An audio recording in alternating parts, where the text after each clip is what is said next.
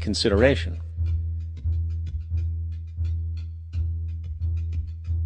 Mr. Daly explained that the money was, in fact, not the property of the bank, for it was created out of nothing as soon as the loan agreement was signed. Remember what modern money mechanics stated about loans? What they do when they make loans is to accept promissory notes in exchange for credits. Reserves are unchanged by the loan transactions, but deposit credits constitute new additions to the total deposits of the banking system. In other words, the money doesn't come out of their existing assets. The bank is simply inventing it, putting up nothing of its own, except for a theoretical liability on paper. As the court case progressed, the bank's president, Mr. Morgan, took the stand, and in the judge's personal memorandum, he recalled that the plaintiff, bank's president, admitted that, in combination with the Federal Reserve Bank, did create the money and credit upon its books by bookkeeping entry. The money and credit first came into existence when they created it. Mr. Morgan admitted that no United States law or statute existed which gave him the right to do this. A lawful consideration must exist and be tendered to support the note. The jury found that there was no lawful consideration, and I agree. He also poetically added, "Only God can create something of value out of nothing." And upon this revelation, the court rejected the bank's claim for foreclosure, and Daly kept his home. The implications of this court decision are immense. For every time you borrow money from a bank, whether it is a mortgage loan or a credit card charge, the money given to you is not only counterfeit, it is an illegitimate form of consideration, and hence voids the contract to repay, for the bank never had the money as property to begin with. Unfortunately, such legal realizations are suppressed and ignored, and the game of perpetual wealth transfer and perpetual debt continues. And this brings us to the ultimate question: why? During the American Civil War, President Lincoln bypassed the high-interest loans offered by the European banks and decided to do what the Founding Fathers advocated, which was to create an independent and inherently debt-free currency. It was called the greenback. Shortly after this measure was taken, an internal document circulated between private British and American banking interests stated, "Slavery is but the owning of labor, and carries with it the care of laborers, while the European plan is that capital shall control labor by controlling wages. This can be done by controlling the money. It will not do to allow the greenback, as we cannot control that." The fractional reserve policy perpetrated by the Federal Reserve, which has spread in practice to the great majority of banks in the world, is, in fact, a system of modern slavery. Think about it.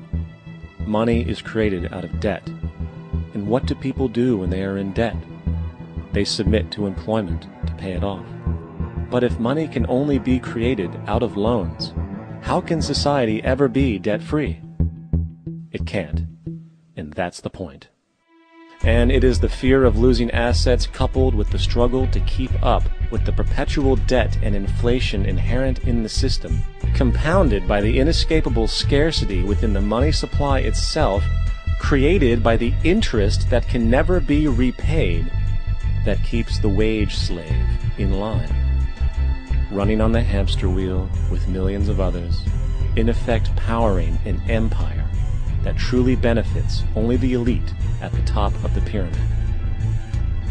For, at the end of the day, who are you really working for? The banks. Money is created in a bank and invariably ends up in a bank. They are the true masters, along with the corporations and governments they support. Physical slavery requires people to be housed and fed.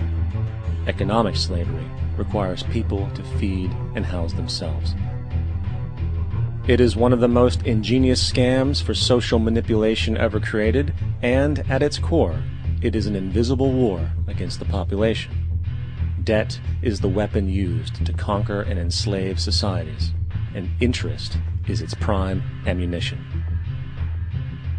And as the majority walks around oblivious to this reality, the banks, in collusion with governments and corporations, continue to perfect and expand their tactics of economic warfare, spawning new bases, such as the World Bank and International Monetary Fund, while also inventing a new type of soldier, the birth of the economic hitman.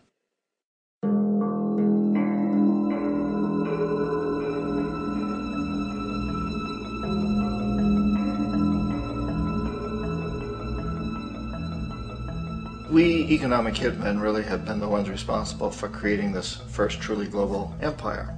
And we work many different ways.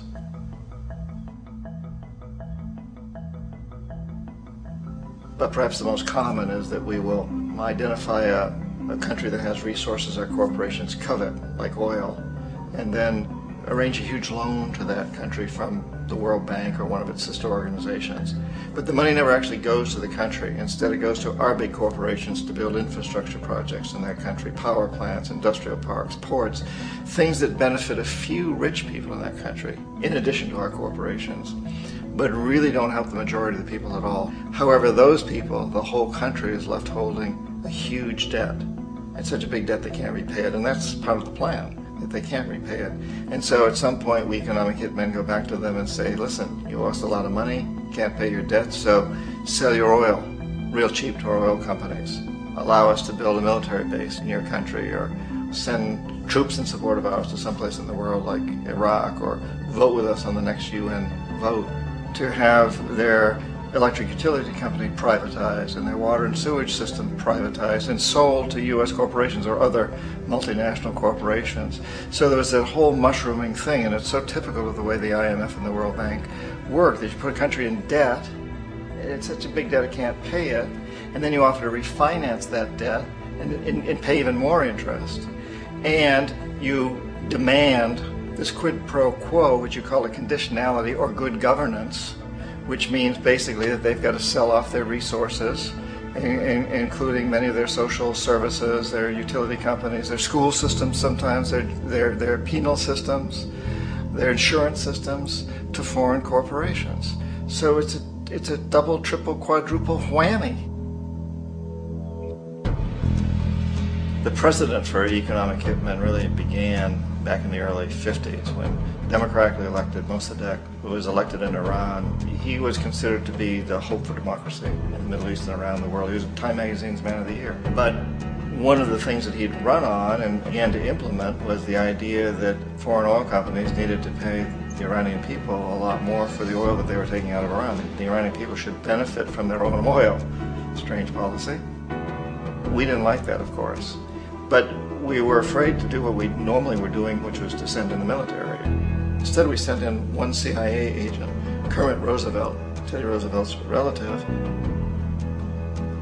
And Kermit went in with a few $1 million and was very, very effective and efficient. And in a short amount of time, he managed to get Mossadegh overthrown and brought in the Shah of Iran to replace him, who always was favorable to oil. And it was extremely effective. Bombs overflow Tehran. Army officers shout that Mossadegh has surrendered and his regime as virtual dictator of Iran is ended. Pictures of the Shah are paraded through the streets as sentiment reverses. The Shah is welcomed home. So back here in the United States, in Washington, people looked around and said, wow, that was easy and cheap. So this established a whole new way of manipulating countries, of creating empire. The only problem with Roosevelt was that he was a card-carrying CIA agent, and had he been caught, the ramifications could have been pretty serious. So very quickly at that point, the decision was made to use private consultants to channel the money through the World Bank or the IMF or one of the other such agencies, to bring in people like me who worked for private companies, so that if we got caught, there would be no governmental ramifications.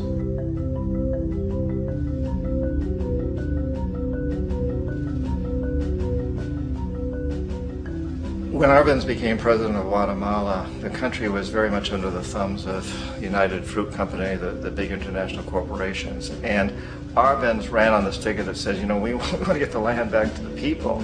And once he took power, he was implementing policies that would do exactly that, give land rights back to the people. United Fruit didn't like that very much. And so